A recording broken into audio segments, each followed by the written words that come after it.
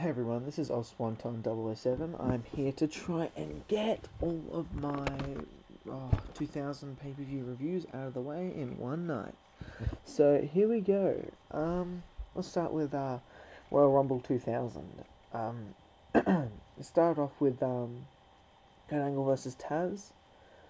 Tazz wins when Kurt passes out from the Tazz mission. It's Kurt's first loss ever. Not much else. 1.5 star match. Next match.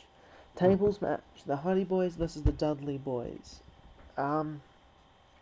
This is a hidden great. You see this. You used to see this on the front of the intro when Hardy jumped off of the entrance at Madison Square Garden onto the Dudley Boyz through a table, which was awesome. I remember it was a great match. It was mainly a spot fest. The most amazing one was when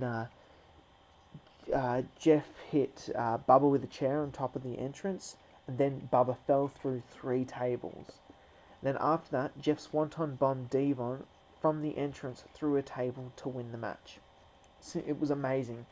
You know why from this match, why the WWE picked him over Matt Hardy. I hate to say that. Matt Hardy is a better all-round wrestler, but Jeff Hardy gives better wow spots. Everybody knows that. 4 stars. Watch that match. Very good match.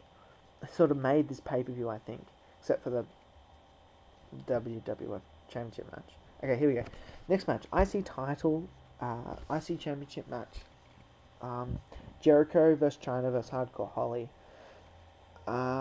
This was when Jericho and Chyna were joint champions. Entertaining stuff, but Jericho won with a lion salt, I believe, on Hardcore Holly.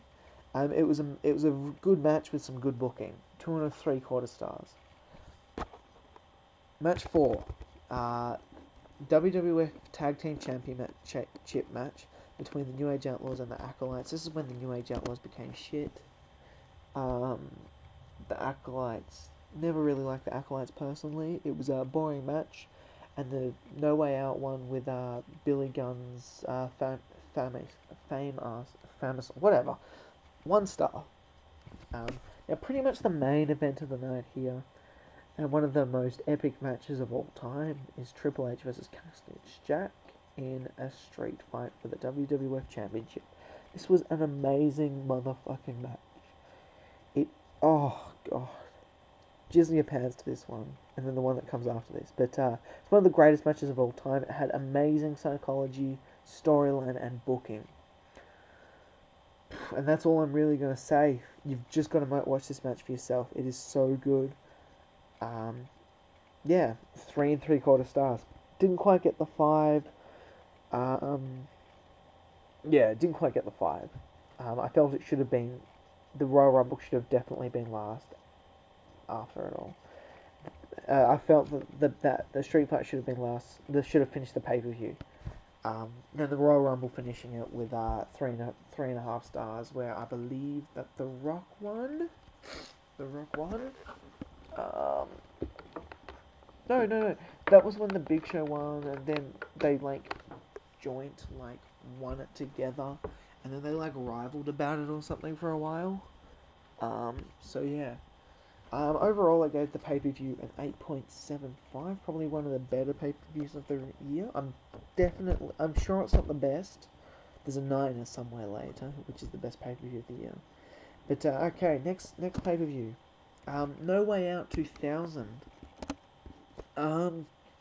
It started with an Intercontinental Championship match between Chris Jericho and Kurt Angle. It was a very good opener to get us started. Very quick paced. Angle celebrates his Angle won with the ankle lock. Angle celebrates his victory by walking off with both the European and Intercontinental belts in hand. Only the 3rd man to do that. It was kind of shocking at the time that Kurt Angle won, because Jericho was he really seemed like he was going towards the title belt at that stage. But Jericho won. No, sorry, Kurt Angle won Yeah, and 3 stars for that match. It was entertaining, very fast paced. Next match was a WWF Tag Team Championship match between New Age Outlaws and the Dudley Boyz. The match was pretty much a squash, hampered by Billy's injury. During the match, he gets an injury. They just get killed. Regardless of this contest served as the transitional to the crop of new tag teams to come. Pretty much, it's this marks the end of the Outlaws' run as the tag team that WWE focused everything around. The Dudley Boyz won and dominated and opened up for a new age of Dudleys, Hardys, and Edge and Christian. That match was a 2.5 stars. Next match, Mark Henry versus Viscera, a 1/4 star. Nothing but a slow, boring brawl. Next match, Hardy Boyz versus Edge and Christian. Hardy Boyz' second 4-star match in a row. It was a very well done tag match that had some great energetic action and wasn't hurt by the interference. It wasn't hurt by an interference that happened from the who was it? It was the Acolytes. It was another spot fest. It was another spot fest which you expect from these teams by now. It was really good, and this is another match that's a lost gem that no one really talks about. Next match is Tazz versus the Big Boss Man in a dud. Seriously, what was the point of this match? There was no rivalry, no nothing. Next match, the no holds barred match between Kane and X-Pac. I really don't like this. I don't like X-Pac. I don't really like Kane, even though he's been world champion recently. Still don't like him. I kind of liked him with the mask on, but not at this stage. I don't like him as a babyface. I like him as the mask on heel. So rather than giving Kane the final win of the rivalry, they decided to prolong the feud till WrestleMania. It was an okay sort of entertaining brawl that was a little on the short side. I gave it a 2 3/4 stars. Not really something I fancied, but it did its job of a mid-card sort of match. Next match, the Radicalz versus Too Cool. This was a 6-man tag, I believe. Radicalz, Benoit, what else? Who else? Benoit, obviously Eddie, and Malenko, and probably Perry on the side, or Perry tag teaming. And Too Cool is Scotty 2 Hottie, fucking Jerry Lawler's kid, and Rikishi. It was a good match, both sides holding up some of their ends of the bargain with some great moves. I imagine a lot of people were upset with the Radicalz when they jobbed to the Too Cool, but it didn't hurt them too much, and they at least lost to a tag team that was over with the crowd.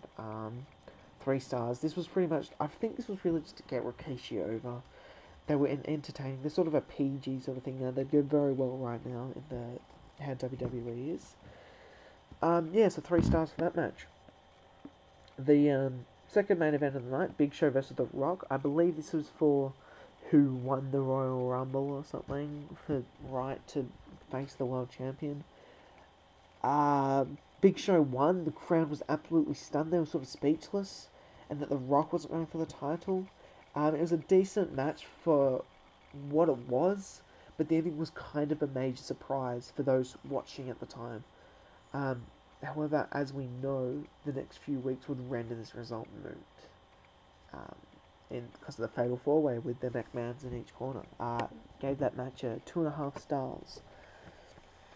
The main event of the night, and probably another one of the best matches of all time, Hell in a Cell pay-per-view. Hell in a Cell... Sorry, not pay-per-view. That's like 10 years later. Hell in a Cell match for the WWF Championship. Triple H versus Cactus Jack in a 4.5 star match. Is a slight step behind their Royal Rumble match. the Royal Rumble match was a straight fight, but it was still another fantastic outing from the two of them, with plenty of brawling action and emotion.